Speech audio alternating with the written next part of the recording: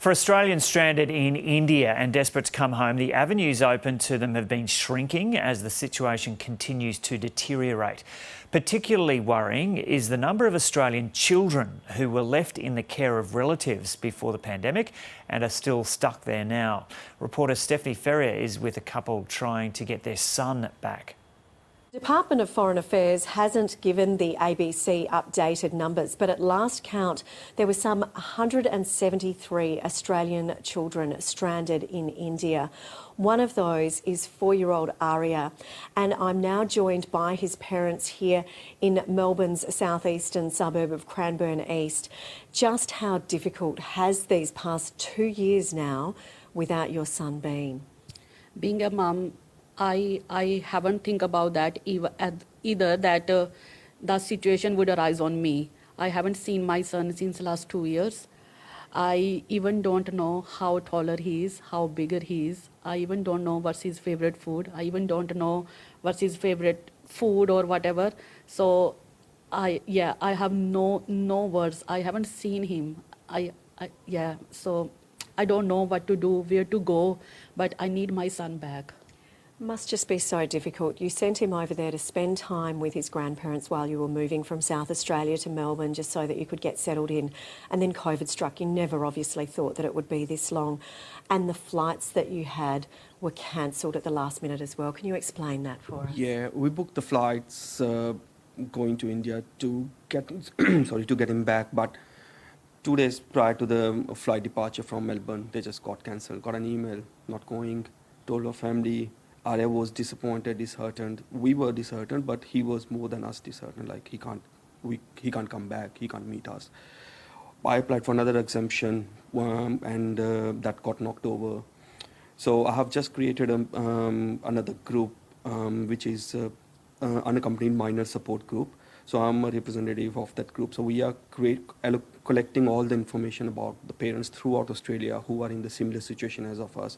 173 is a number with DFAT, but we as a group feel it's way more than that.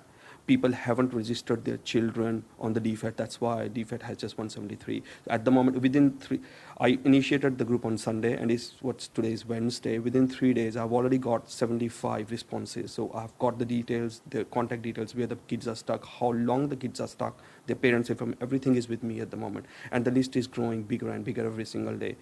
We have started pushing an email to ministers, senators. I've sent around 300 emails last night to 7 different senators. Senator Kelly, Penny Wong, Anthony Albanese. So they would have been hammered by the emails, and I'm waiting for a response back from them. And so you tried to also get your parents to be able to take him back here as well. That was not backed by the federal government, and he can't get on the plane himself as an unaccompanied minor either. Correct. Being a 40-year-old, legally he can't travel himself. So either he need a carer who can bring him here.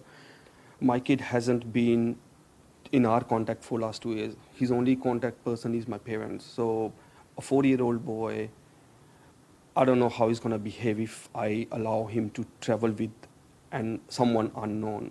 We are scared. Our parents are scared. They said, how can you allow a 40-year-old kid to come with someone? What's going to happen? What if something goes wrong in the flight? How he's going to cope with the stress and pressure and anxiety? So these are the thoughts which are going in our mind every single time whenever we are thinking that, all right, we'll bring him with someone else. It's not helping. So your exemption request has been knocked back, and the situation over in India with your parents has become even more dire, hasn't it? Yeah, correct. 2 weeks back, my mother contacted COVID, so she was COVID positive. She was in isolation for last 2 weeks. She just came out of isolation yesterday. She's okay now. She in good health, with God's grace. But we were scared for last 2 weeks. We had sleepless nights. We were literally not able to sleep, calling every hour of the day. We were just calling, how is mom? We were asking for us and how is Arya, because of course if by chance if something goes wrong, it's not gonna be worthwhile. So we are scared at this stage, and so is every parent whose kids are stuck there, because the conditions are going bad to worse, and we just want our kids back. That's it. And what do you think of the federal government's response to your plight so far?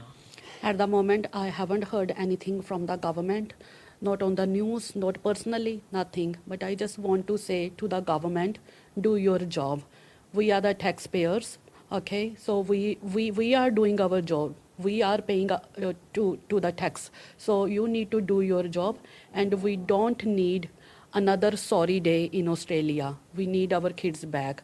I know the Australia history, like the stolen generation, so that was related with the kids. We don't need another sorry day or another stolen generation in here. We need our kids back. Thank you. And for your little girl, Eliza, it's just been so tough for you as a family unit for her to be missing her brother too. She is missing her brother every day. She's crying. I mean, one day she said to me, "Mom, COVID has changed my life." And I said, how? And she said, "I haven't seen my brother, so that's how COVID has changed my life." You can imagine a 6-year-old girl is saying that COVID has changed her life. Yeah. It's just devastating. And as they've just mentioned, they've already reached out to 75 other families that are in the same predicament. And of course, the situation is becoming even more dire over in India, with the number of cases now hitting the 25 million mark there.